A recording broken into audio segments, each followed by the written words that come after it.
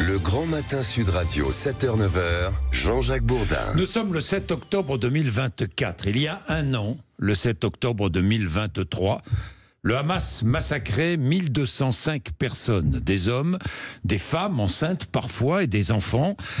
Le Hamas violait, prenait en otage, mutilait, prise d'otages. Un an après, n'oublions pas les otages. Surtout, n'oublions pas les otages. Nous sommes avec Maître Sacha Gosselin, qui est avocat d'otages, de famille d'otages du Hamas. Bonjour. Bonjour. Merci d'être avec nous ce matin. Alors, combien y a-t-il d'otages encore vivants? Le sait-on vraiment?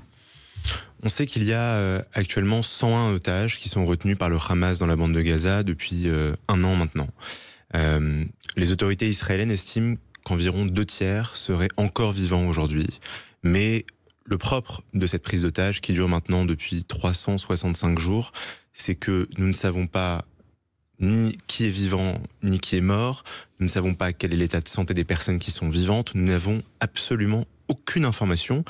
Et c'est le Hamas qui choisit de ne donner aucune information en poursuivant une guerre psychologique qui a débuté le 7 octobre et qui se poursuit depuis maintenant un an. Est-ce que vous n'avez pas la sensation que ces otages sont un peu oubliés dans cette guerre qui se poursuit entre d'un côté Israël, de l'autre le Hamas et le Hezbollah?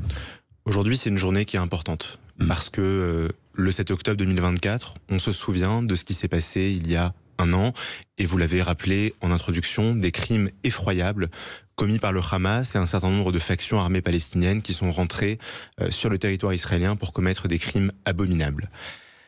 Il y a cette crainte, évidemment, chez les familles d'otages, que leur sort, le sort de leurs proches, soit oublié au profit de guerres sur d'autres fronts, avec le Liban au Hezbollah, avec le Hezbollah au Liban, avec l'Iran, avec les Houthis du Yémen, avec d'autres groupes terroristes qui attaquent Israël depuis le lendemain du 7 octobre. Donc évidemment, il y a cette crainte. Et vous êtes là pour rappeler. Exactement. Vous êtes là pour rappeler que ces otages sont encore otages aux mains du Hamas et qu'il y a des hommes, des femmes, des enfants qui sont probablement vivants, qui souffrent depuis un an et qu'on ne doit surtout pas oublier. On ne doit pas les oublier. Vous savez, Jean-Jacques Bourdin... Quels que soient les motifs de guerre et les objectifs de guerre. Quels que soient les motifs de guerre. J'écoutais il y a quelques semaines le témoignage d'Erez Calderon, qui fait partie d'une des familles que je représente à Paris.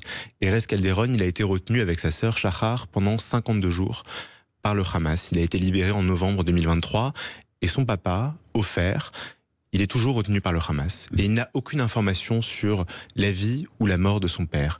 Et Erez lançait un appel en disant « Dans quelques semaines, je vais faire ma bar mitzvah. Comment pourrais-je célébrer ce moment si important dans ma vie sans mon père ?» Et c'est ça la situation dans laquelle se trouvent aujourd'hui des centaines de familles, pas seulement en Israël, aussi en France, vous l'avez rappelé, mais à travers le monde, pour qui le 7 octobre a été un point de rupture, un moment dans lequel le temps s'arrête et il n'y a rien après. Et c'est le vide, et c'est le brouillard, et c'est le flou. Et c'est la situation dans laquelle sont ces familles depuis maintenant un an. Alors, vous souhaitez qu'un grand procès soit organisé, vous voulez qu'un grand procès soit organisé à Paris pour les auteurs de ces crimes?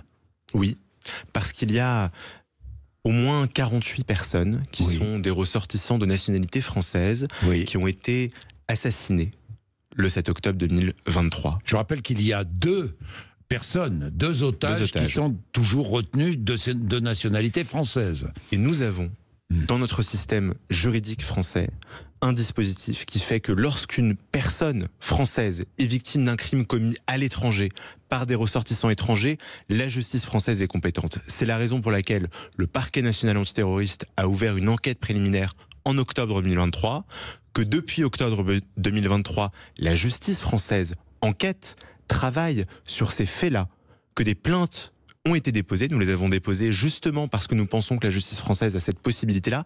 Et surtout, je sais que la justice française a la capacité d'enquêter et de juger sur des crimes d'envergure. Nous l'avons vu avec le procès des attentats du 13 novembre, avec le procès des attentats qui se sont déroulés à Nice en 2016. Nous savons que la France a cette capacité-là.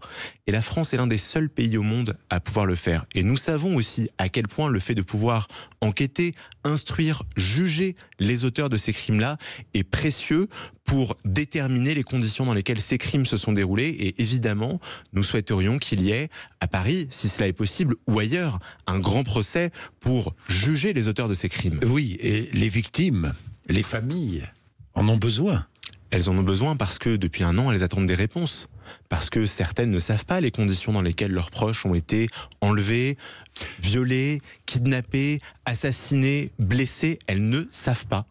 Et elles veulent des réponses. Est-ce que vous regrettez qu'aucune enquête n'ait été ouverte sur les défaillances des Israéliens, des services de sécurité israéliens? Vous savez, la question se pose à chaque attentat. J'étais avocat de famille de victimes dans le procès des attentats du 13 novembre 2015. Oui. Et la question s'est posée de savoir quelle était la responsabilité du gouvernement, des services de renseignement français. Ce sont des questions qui méritent d'être posées. Mais ce sont évidemment des questions qui méritent d'être posées. Et c'est aussi le rôle d'une enquête et le rôle d'une audience de mettre à plat toutes ces questions-là pour y apporter les éléments de réponse, les exclure au besoin ou les inclure dans une procédure judiciaire. Et évidemment, ça fait partie des questions que se posent légitimement les victimes et leurs proches. Merci beaucoup, maître Sacha Gosselin. Merci d'être venu ce matin. 7h18, vous réagissez. 0826 300 300. Vous réagissez évidemment. Dans un instant, nous allons revenir, dans quelques minutes, avec Éric Revel sur les 35 heures. La volonté de Gérald Darmanin de remettre en cause les 35 heures. Ça fait débat. Mais tout de suite, les titres de l'actualité avec Laurie Leclerc.